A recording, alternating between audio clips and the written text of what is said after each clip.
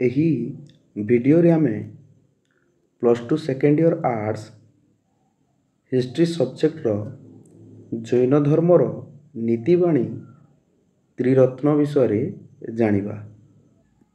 ପିଲାମାନେ, ତୁମର ବାର୍ଷିକ ପରୀକ୍ଷାରେ ତ୍ରିରତ୍ନ 2 ମାର୍କର ପ୍ରଶ୍ନ ଆସିଥାଏ। ପ୍ରଶ୍ନ କେମିତି ଆସିଥାଏ? ତ୍ରିରତ୍ନ କାହାକୁ କୁହାଯାଇଥାଏ ବୋଲି ପ୍ରଶ୍ନ ଆସିଥାଏ ପିଲାମାନେ।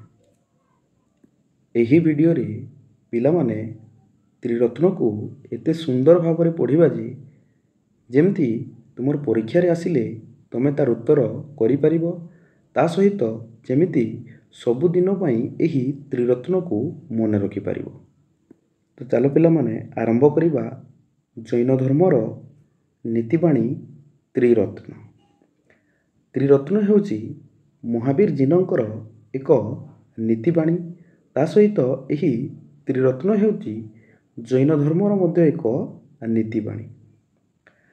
ତ୍ରିରତ୍ନ କାହାକୁ କୁହାଯାଏ? ଦେଖ ପିଲାମାନେ, ତ୍ରିରତ୍ନ ହେଉଛି ସଦ୍ବିଶ୍ୱାସ, ସଦ୍ଜ୍ଞାନ, ସତ୍କର୍ମ। ଏହି ସଦ୍ବିଶ୍ୱାସ, ସଦ୍ଜ୍ଞାନ ଏବଂ ସତ୍କର୍ମକୁ ତ୍ରିରତ୍ନ ବୋଲି କୁହାଯାଇଥାଏ।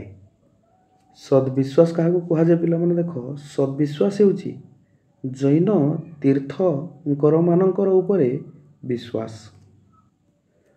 ସଦ୍ଜ୍ଞାନ କାହାକୁ କୁହାଯାଏ? ଦେଖ ପିଲାମାନେ, ସଦ୍ଜ୍ଞାନ ହେଉଛି ଜୈନ ଧର୍ମର ନୀତିବାଣୀକୁ ସଦ୍ଜ୍ଞାନ କୁହାଯାଉଛି। ଏବଂ ସତ୍କର୍ମ କାହାକୁ କୁହାଯାଏ?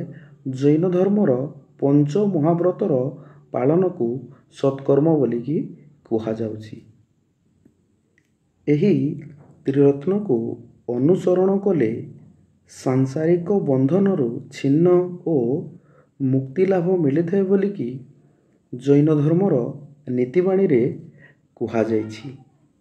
ପିଲାମାନେ, ତୁମର ଯଦି ବାର୍ଷିକ ପରୀକ୍ଷାରେ ଏହି ତ୍ରିରତ୍ନ ପ୍ରଶ୍ନଟି ଆସେ, ତାହେଲେ ତାର ଉତ୍ତର ଏଠି ଯେମିତି ଲେଖା ହେଇଛି ସେମିତି ଲେଖିଦେବ ପିଲାମାନେ, ତାର ଉତ୍ତର ସମ୍ପୂର୍ଣ୍ଣ ହୋଇଯିବ।